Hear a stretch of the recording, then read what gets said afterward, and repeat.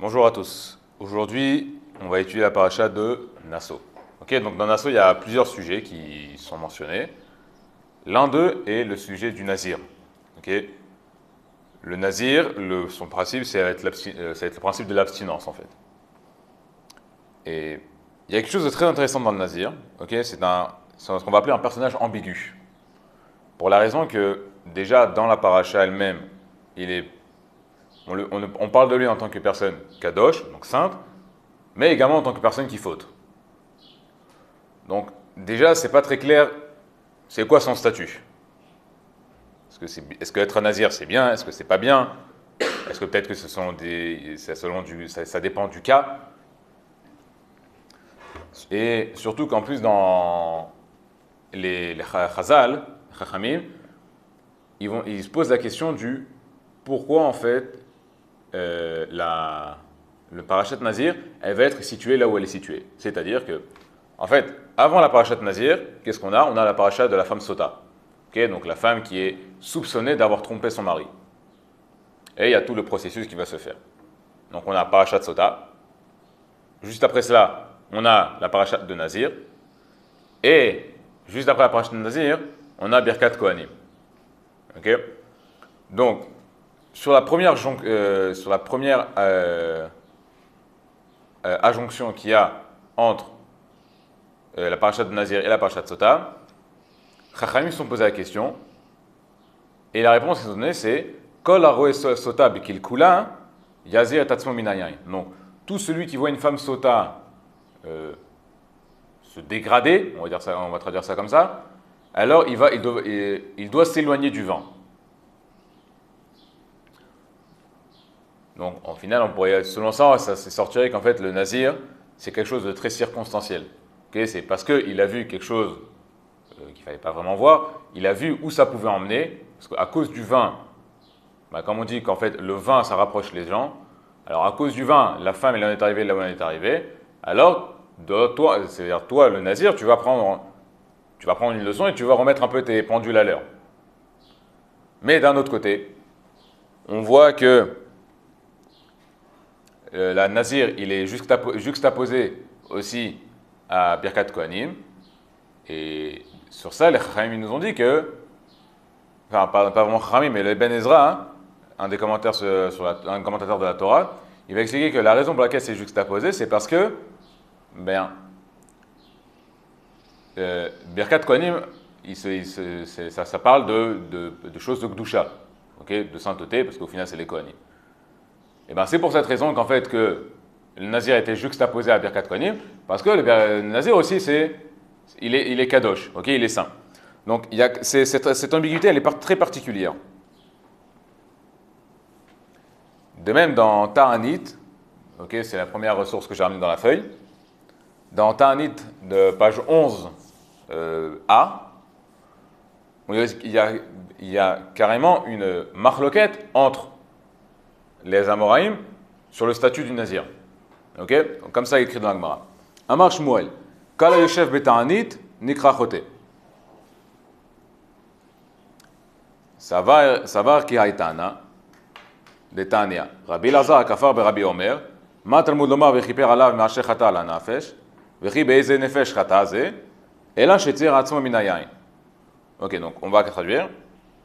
Il y a Shmuel qui nous dit tout celui qui jeûne, il est appelé fauteur. Et on dit que, au final, lui, il va selon la même pensée que le Tana, qui s'appelle Rabbi Elazar Akafar, qui va expliquer le pasuk de River Alav Me'asher Chata Ala Nafesh, donc c'est le pasuk dans la parasha de Nazir, qui va devoir s'expier sur ce qu'il a fauté sur son âme. Donc on demande sur quelle est sa faute. Shetzir atzmo minayayin, qui s'est, on va dire, qui s'est fait souffrir en s'éloignant du vin. Va l'odvarim kal vachomer. Et du coup, ça va être ça va être un raisonnement de comment on appelle ça et ça va être par logique en fait. Ça va être un raisonnement de la plus forte raison, voilà. Donc, Donc, celui qui s'est éloigné du vin et qui par cela, ben, on va dire, s'est fait du mal, s'est fait souffrir, alors il est appelé fauteur. À plus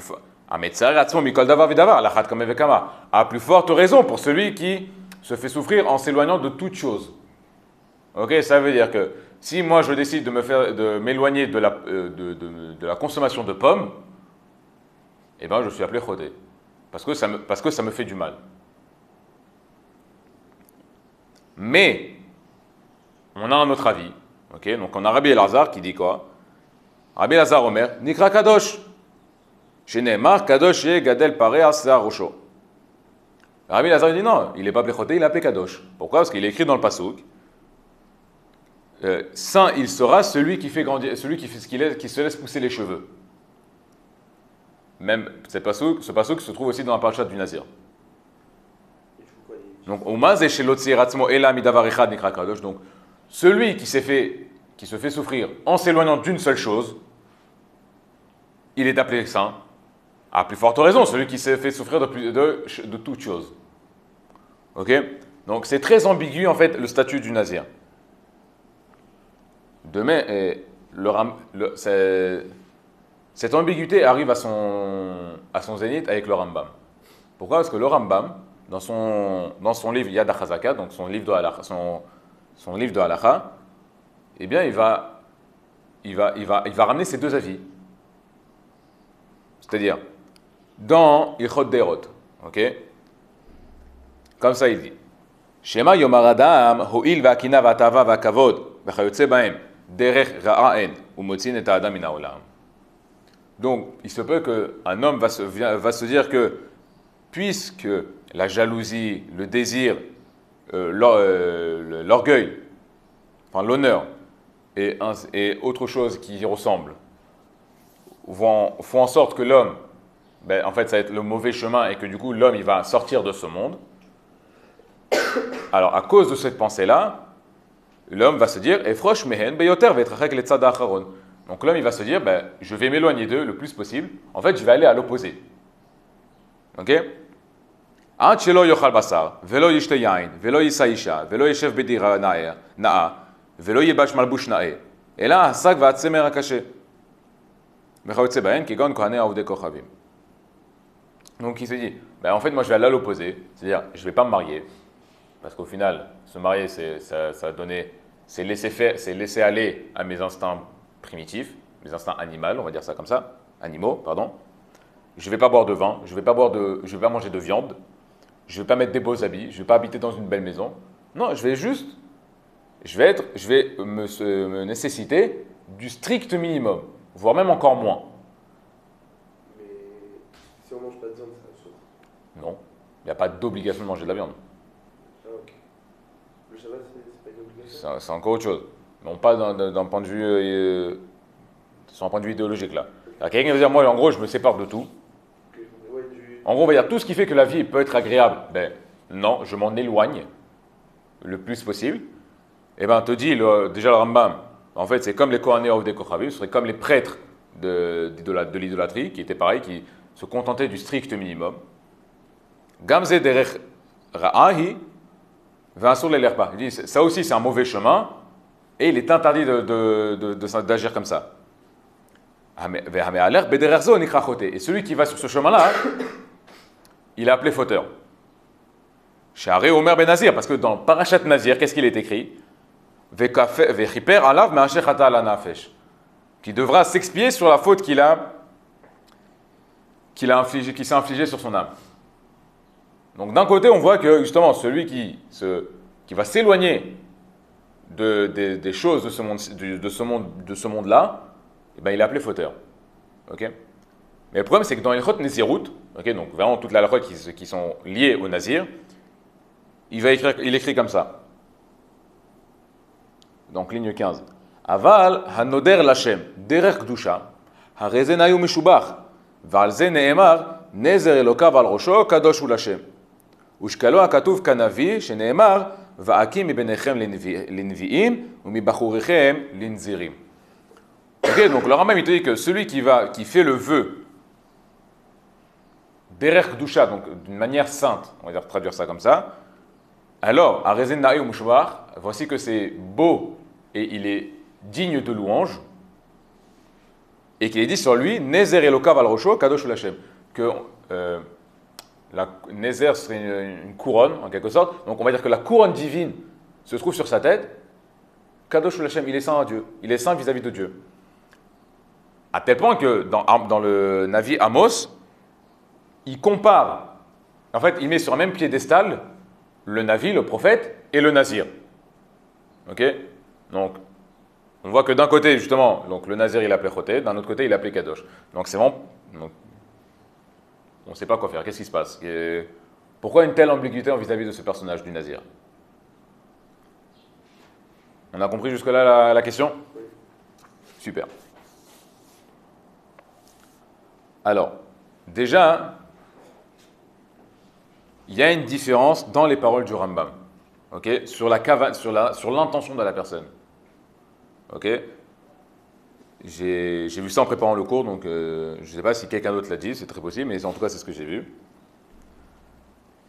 Faut regarder la raison pour laquelle la personne va se séparer des choses de ce monde-ci. Dans l'Ilchot Deot, la raison pour laquelle l'homme il va se séparer, c'est parce qu'il se dit, ben, en fait, ça me fait que du mal. Ces choses-là vont me faire du mal. Tout ce qui va représenter le désir, l'honneur, la jalousie et tout ce qui peut m'emmener à ça me fait du mal. C'est mal. Et donc, je vais m'en séparer. Alors, si oui, on va sur cette pensée-là, alors oui, effectivement, tu as appelé fauteur. Pourquoi? Parce que, déjà, certes, dans chaque chose, il y a un côté bien et un côté moins bien. Ok? Mais la chose en elle-même, elle est neutre. Tout dépend de comment tu vas l'utiliser. Donc, toi, à partir du moment où tu décides arbitrairement que cette chose est mauvaise, eh bien oui, effectivement, ben déjà, tu vas rien pouvoir faire dans ce monde-ci. Et c'est aussi dire du mal d'Akadosh Baruch Hu. C'est presque dire que tout ce qu'Akadosh Baruch Hu il a créé, ben, c'est juste pour te faire tomber. Ben non, c'est de la kfira, c'est de l'hérésie. Il y a des choses, oui, il y a des choses qui sont plus du côté, qui vont plus tendre au côté mauvais, d'autres plus au bon côté, mais en soi, les choses, elles sont neutres. C'est-à-dire, les deux, elles peuvent être utilisées d'un côté comme de l'autre. Ok? Donc, effectivement, si on va regarder juste le côté négatif de chaque chose, et que du coup, on va s'en séparer, du coup, on va devenir un ermite, en fait, on va devenir on va s'isoler du monde, bah oui, effectivement, on a appelé choté, on a appelé fauteur. Mais dans les chot Nezirut, le Rambam, il explique que Anoder Lachem Derer Kdusha. Donc, c'est-à-dire que la raison pour laquelle je vais faire ce vœu de Nezirut, ok, d'abstinence, c'est pour me rapprocher. C'est dans le but de me rapprocher d'Akadosh Baruch Hu, de m'élever. Et c'est évident que ça va être aussi également, a priori, ça va juste être temporaire. C'est-à-dire, je vais m'abstiner de telle ou telle chose sur un certain temps. Okay, donc, le temps minimum, c'est 30 jours. Ça peut être plus, mais en soi, c'est minimum 30 jours. Mais ça va être uniquement dans le but de m'élever, de progresser. Donc, dans ce cas-là, tu dis le Rambam, dans ce cas-là, il n'y a aucun problème, c'est bien. Ou Nikra Kadosh. Il est appelé saint. Ok? Super. Maintenant, on va regarder le Shem Ishmuel. Ok? Donc, c'est la quatrième source que j'ai ramenée dans la feuille. Ok? Donc, le Shem Ishmuel, c'est un des maîtres chassidiques. Ok? Il a vécu fin 19e, non, oui, fin 19e, début 20e siècle. Ok? Décédé en 1926, si je me souviens bien. Ok, donc, ligne 19.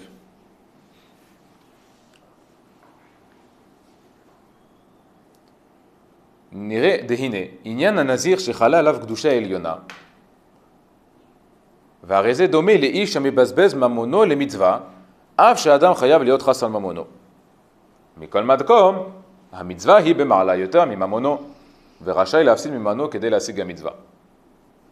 Ok, donc, le Shem Ishmuel, il va il aborde en fait une difficulté qu'avait le Ibn Ezra sur le principe du nazir. Parce que le nazir, si jamais il s'est impurifié, alors toute sa période, en fait, tous les jours sa période où il a réussi à garder son vœu de Nézirut, eh bien, sont annulés, et il doit recommencer à zéro. C'est-à-dire, c'est quoi le processus alors à refaire? Ben, déjà, il doit amener un korban, parce qu'il est tamé, et une fois qu'il a terminé le processus, alors il recommence c'est la période de Nézirut. Ok? Il recommence à partir de zéro. Et le Ibn Ezra, il a un problème, parce que pourquoi en fait je l'oblige à recommencer le recommencer à zéro? Pourquoi il ne continue pas simplement? Alors le Shem Ishmael, il va expliquer comme ça. Maintenant, voilà, le fait que le nazir, sur lequel va tomber une gdoucha supérieure, okay, une sainteté supérieure, alors en fait il va ressembler à une personne qui a gaspillé son argent pour une mitzvah, malgré le fait que l'homme, vis-à-vis des mitzvot, il doit éviter de gaspiller son argent. Ok, par exemple, pour la mitzvah du etrog, pour la mitzvah d'herba minime, ok, il y a tout ce principe-là du hidour, ok, donc d'acheter vraiment les plus belles espèces, ok, le plus beau etrog. C'est précisément sur l'etrog qu'il y a cette mitzvah-là.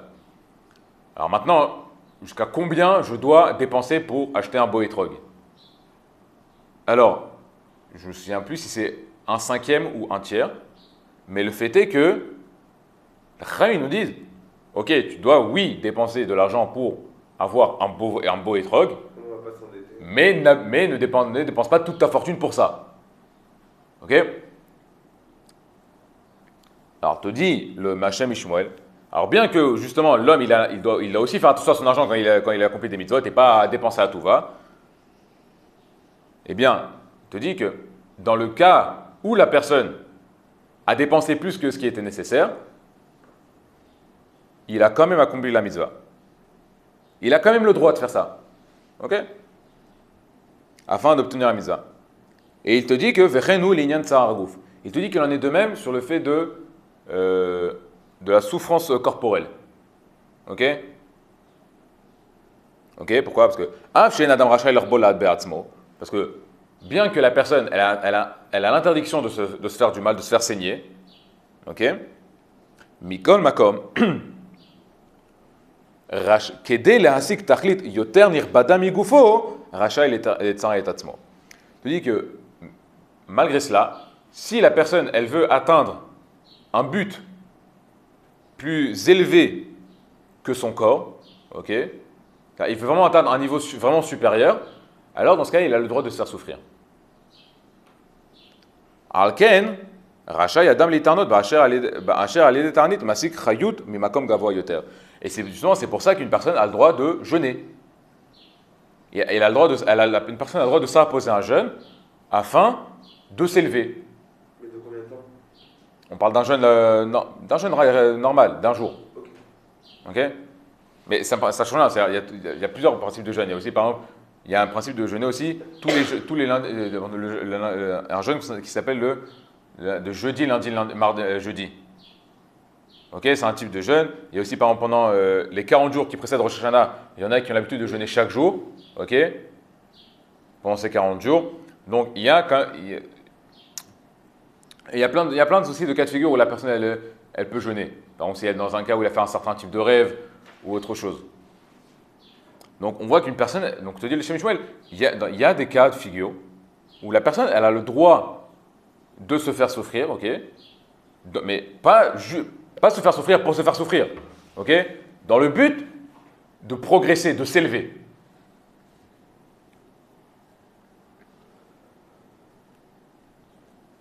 Et c'est pour ça qu'il va dire que Valken be Shabbat asur les tanot ou les vatel meonek Shabbat.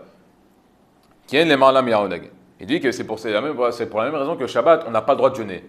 Pourquoi? Parce qu'il y a cette mitzvah de onek Shabbat, ok,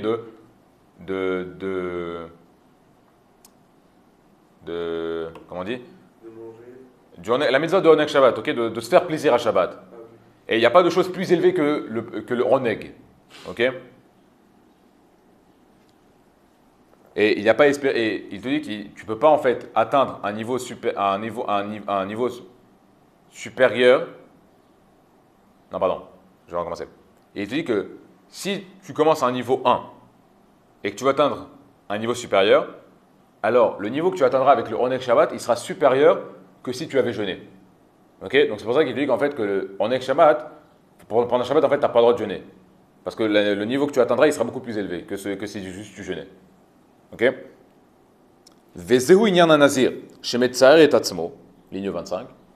Et c'est le principe du nazir qui se fait souffrir, qui est dès la Gdusha Luna, afin d'atteindre une sainteté supérieure. Qui a sagat Gdusha Luna kazo yoter nirbaz migufa bechol ze sheishlim imenizoto. Parce que justement, cette Gdusha, elle va être supérieure, elle va être plus grande que juste son corps, ok? Mais c'est-à-dire quand est-ce qu'il va atteindre ce niveau supérieur-là? Uniquement lorsqu'il aura terminé cette période d'abstinence. Ok, donc c'est pas à partir. Donc, il a une période d'abstinence de 30 jours, ben c'est quand que j'aurai atteint le niveau supérieur? À la fin du 30e jour. Pardon. Ok, ce ne sera pas pour premier, 5e, 10e jour. Uniquement lorsque j'aurai terminé cette période de 30 jours, alors j'aurai atteint ce niveau-là. Ok? Et de là, il va expliquer, parce que c'est pour ça qu'en fait, si une personne, ça pense, pendant sa période d'abstinence, eh ben, il s'est impurifié, eh ben là, oui, il est appelé choté, il est appelé fauteur. Pourquoi? Parce qu'en fait, là, il s'est fait souffrir pour rien. Et comme, certes, c'est contre son gré, c'est pas comme s'il avait décidé de s'impurifier, mais le fait est que il n'a pas terminé sa période d'abstinence, et qu'à cause de cela, ça s'est arrêté, et que du coup, il s'est fait souffrir pour rien. Et dans ce cas-là, alors oui, il est appelé choté, parce que la Torah est interdite de te faire souffrir sans aucune raison. Et comme tu n'as pas atteint ton but, ben c'est comme si tu t'es fait souffrir sans raison. Ok? Après, c'est quel genre de raison qu'il faut avoir? C'est par envie de progresser, de s'élever. Ok. Ça va être l'idée générale derrière le nazir. Ok?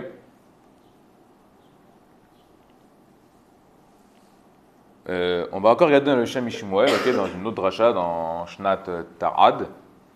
Ok?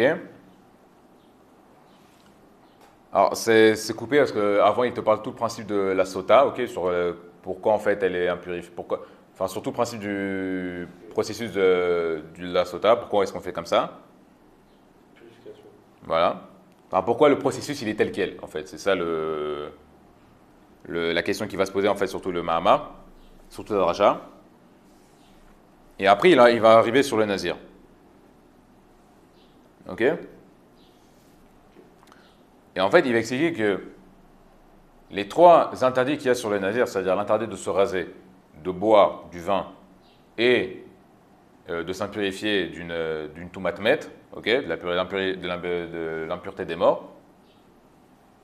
Alors c'est pas au hasard, il y a une vraie raison, ok. Il explique que, en fait, ces trois choses-là, ce sont trois choses pour lesquelles c'est pas difficile pour l'homme de s'en séparer. L'homme, il n'a pas de. C'est pas difficile à l'homme d'éviter de s'impurifier, ok, c'est même assez simple. De même, ne pas se raser, c'est pas. Une personne peut rester longtemps sans se raser, c'est pas la fin du monde. Et de même, boire du vin, c'est pas si compliqué que ça. Ok, pour toute personne normale, qui est d'une personne, on va dire lambda. Et il te dit que, malgré cela, bien que ce soit des choses qui ne sont pas si dures à s'en séparer, et bien à partir du moment où cette personne-là a décidé de s'en séparer, Unikra Kadosh, il est appelé saint. Pourquoi? Parce qu'il explique, parce qu'en fait, il s'est séparé Midarke Hamon, ok, donc des habitudes du peuple, on va dire ça comme ça. Pourquoi? Il s'est séparé des habitudes du peuple afin de s'élever. C'est-à-dire, c'est pas que ce qu'il faisait le peuple, c'était mauvais, mais il s'est dit, en gros, il pouvait mieux faire, il pouvait aller au-dessus. Et il fait ça pour Akadosh Baruch Hu. Et donc bien qu'il n'y ait pas un grand effort pour se séparer de ces choses-là, eh bien, malgré cela, grâce à ce petit effort-là, il va être appelé Kadosh. Ok? C'est ce que vient nous apprendre les Shem MiShmuel dans cette dracha-là. Est-ce qu'on a compris? Ok. On va juste faire un petit récap. Donc déjà, on a vu que, comme on a dit, il y a une petite ambiguïté a priori dans le personnage du Nazir. Parce que d'un côté, il est appelé fauteur, d'un autre, il est appelé saint. Et on voit que le Rambam, carrément, il a été possèque les deux avis. Ok, il y a un avis qui avait dit qu'il était choté, un autre avis qui disait qu'il était kadosh. Le Rambam, à deux endroits différents, il a été possèque ces deux avis. Dans un endroit, il a tranché son avis qui dit que c'est un fauteur. Dans l'autre, il dit que c'est comme quoi il est kadosh, il est saint. Alors, on a remarqué que si on regardait bien dans les paroles du Rambam, en fait, tout dépend de l'intention de la personne. Si c'était de se séparer de son monde-ci parce que, en fait, il voit tout d'un œil mauvais, qui dit qu'en fait, ça c'est mauvais, ça c'est mauvais, ça c'est mauvais, alors je vais m'éloigner du monde. Alors là, oui, effectivement, il est appelé choté parce que il est proche de l'hérésie, en disant que tout ce qu'Akadosh Baruch Hu il a créé tout ce qu'Akadosh Baruch Hu il a créé, bah, ça va me faire fauter. Ok? Mais si il va se séparer pour s'élever, il va s'éloigner de ces choses-là pour s'élever, alors là oui, il est appelé Kadosh. Pourquoi? Parce qu'il fait ça dans un but pur. Et on a vu que dans les Shem MiShmuel, il va dans la même direction que le Nazir, il est appelé Kadosh. Il est saint. C'est juste que, par exemple, dans le cas, mais quand est-ce qu'il va être appelé fauteur? Dans le cas où justement il n'a pas réussi à atteindre le bout de la période d'abstinence. Il n'a pas réussi à aller jusqu'au bout. Et de ce fait, alors là oui, effectivement, il est appelé fauteur parce qu'il s'est fait souffrir pour rien, ce qui est interdit. Mais que s'il s'était fait souffrir et qu'il avait terminé cette période-là, et que du coup, il avait atteint une nouvelle madriga, un niveau supérieur, et bien alors là, oui, alors il avait le droit de se faire souffrir, et il a atteint le niveau qu'il a voulu atteindre. Ok? Super. Maintenant, on va regarder le Sfat Emet. Ok? Donc le Sfat Emet, c'est aussi plus ou moins la même période à peu près du Shem MiShmuel.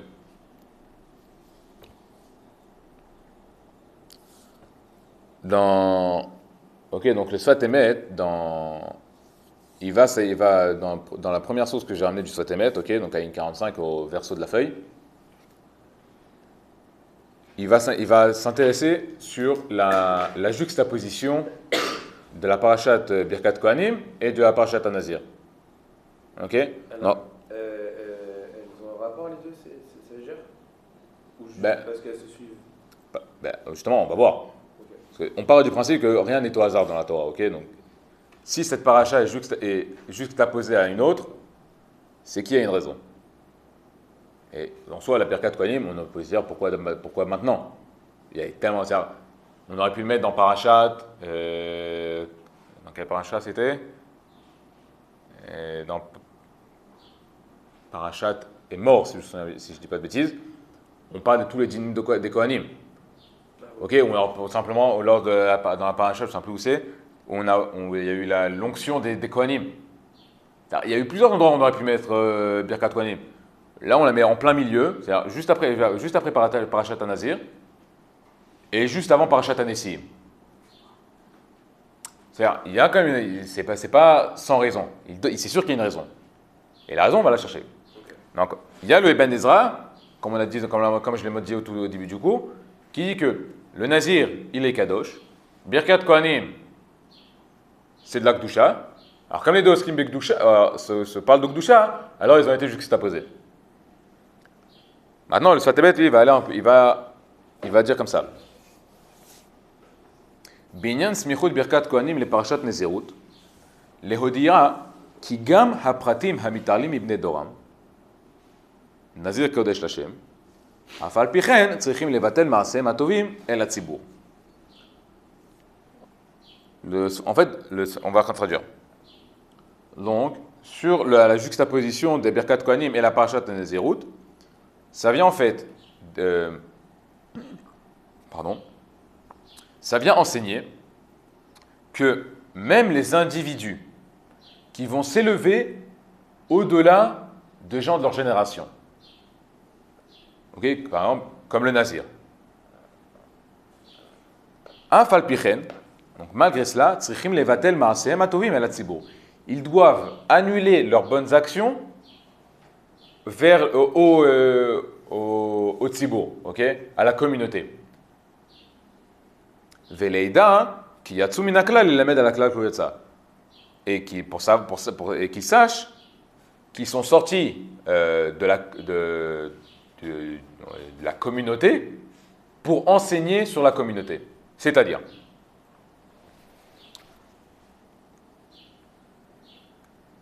voilà.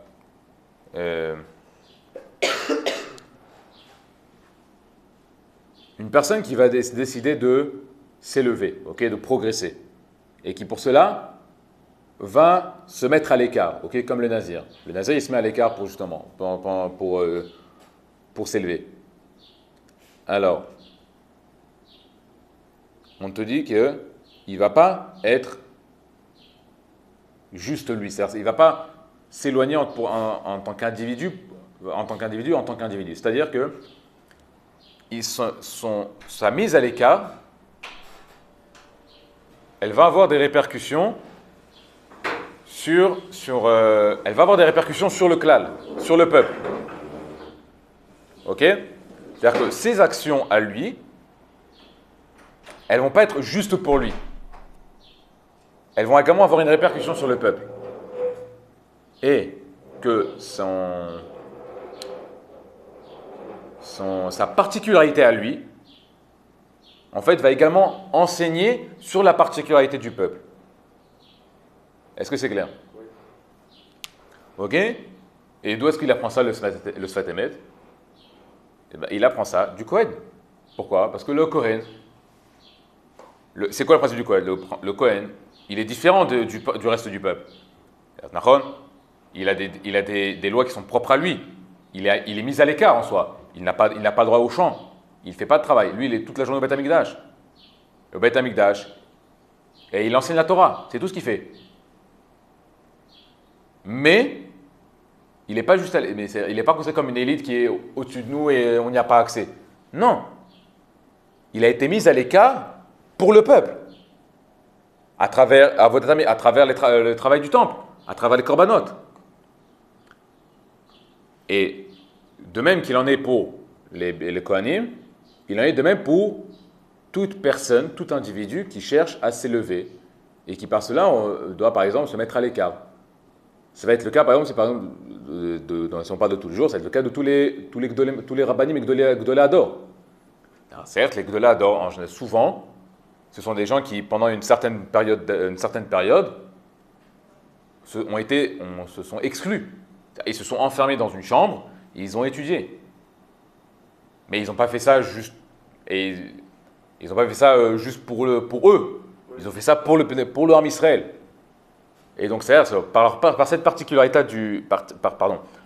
particularité-là de cet individu-là qui va s'élever au-dessus du peuple, eh bien, ça ne va pas être juste pour lui, ça va être pour le peuple. C'est-à-dire, ses actions vont avoir une répercussion sur le peuple, et il va également enseigner sur sa particularité, va montrer la particularité du peuple également.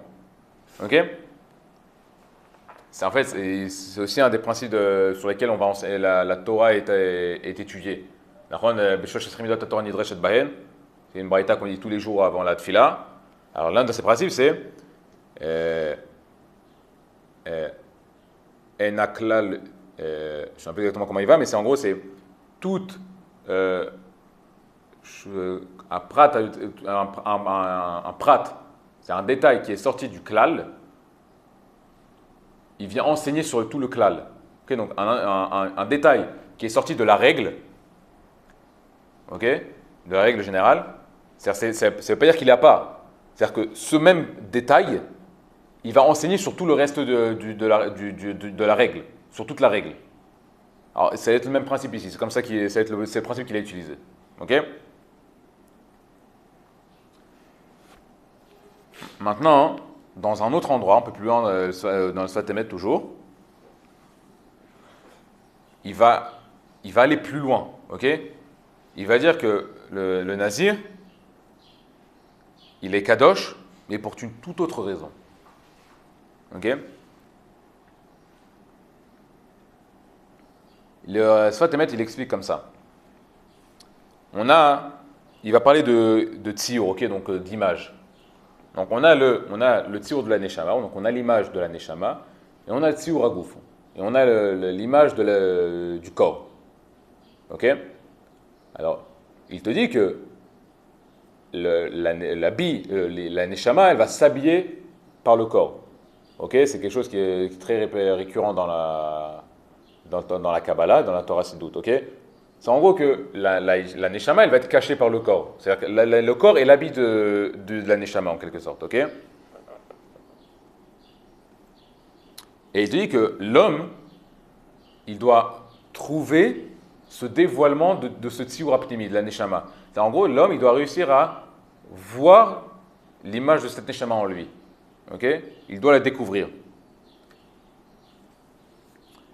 Et il te dit que ça va être que avant la faute d'Adam Arishon, alors on pouvait facilement voir ce dévoilement. Il n'y avait aucune difficulté à faire la différence entre le corps et la neshama et à distinguer l'un de l'autre. Il n'y avait aucun problème. Ok?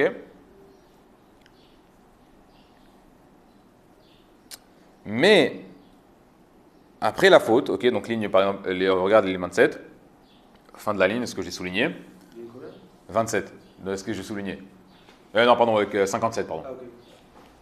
Dans ce que j'ai souligné.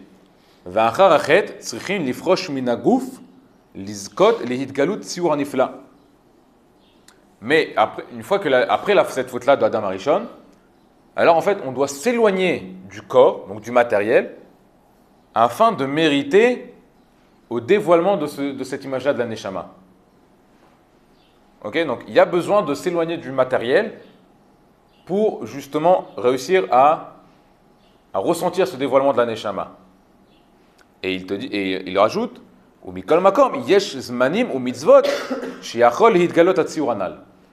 dit qu'il y a certains moments, il y a également certaines mitzvot qui permettent de découvrir ce tziour-là, cette image-là de la neshama.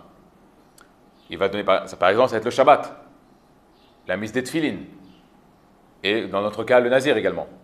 Ok? Donc on ne va pas entrer là parce qu'il se base sur des midrashim et tout, mais le fait est que tout le principe du nazir, en fait, ça va être une sorte de me'ain olam haba, un avant-goût du monde futur.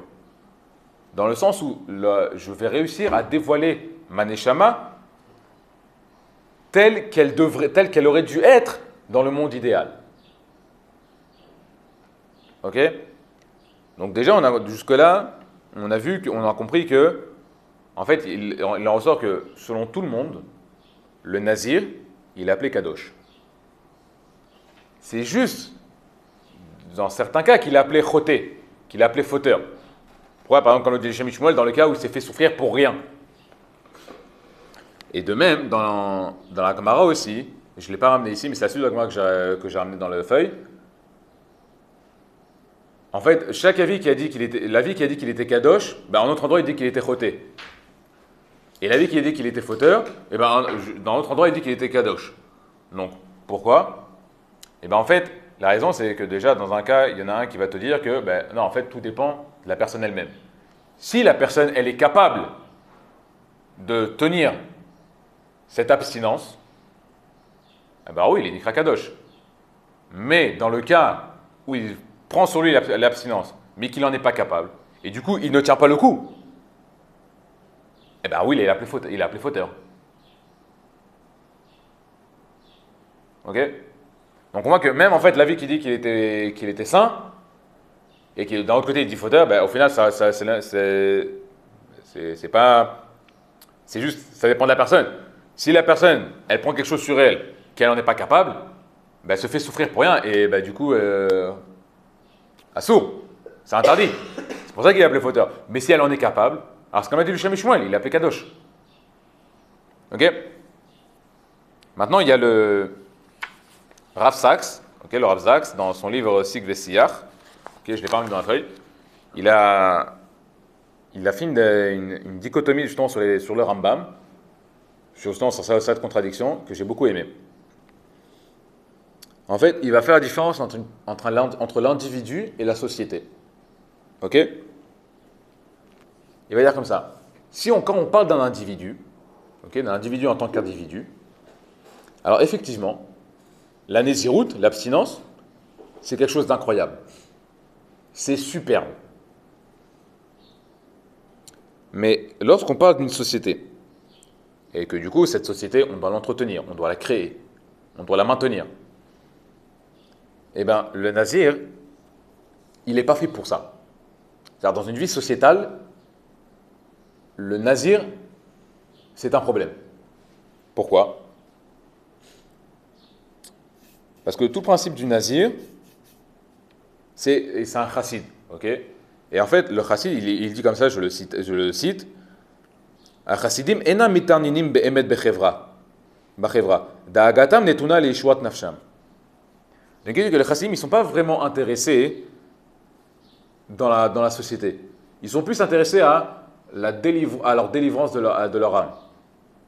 Donc, ils sont plus intéressés sur leur personne elle-même. Et que du coup, il ne va pas forcément faire attention aux répercussions que ces actions vont avoir sur la société. Et ce qui fait que, du coup, donc, si par exemple, il a fait une action, et en soi, l'action en elle-même, elle est très bien. Mais si on regarde d'un point de vue sociétal, alors non, elle pose problème. Et c'est ça le problème qu'il y aura avec le nazir. Et en fait, ça va être justement la différence que le Rambam il va faire. C'est-à-dire que d'un point de vue personnel, okay, individuel, le nazir il est appelé chassid. Mais d'un point de vue sociétal, en tout cas, même si ce n'est que d'un point de vue non, pardon. Donc même d'un point de vue sociétal, il est choté. Et c'est pour ça qu'il doit amener un korban khatat. Ok? Et ça va un peu dans le sens que j'avais expliqué, que au final, parce que la personne pourquoi elle va être appelée choté, quand on l'a expliqué avec le Rambam, c'est que justement, il va du principe que tout ce qui existe dans le monde, c'est mauvais, ça va m'emmener à faire du mal, à me dégrader, et ben je m'en éloigne. Et du coup, je vais pas. Et du coup, qu'est-ce qu'il va faire? Il va s'éloigner du monde. Il va s'exclure. Et il ne va pas participer au développement du monde, au développement de la société. Et c'est pas ce que il demande de nous. C'est l'inverse. Il veut qu'on participe à ça. Évidemment, dans les règles données par la Torah. Mais c'est ce qu'il demande. On doit participer dans le monde, on doit être actif.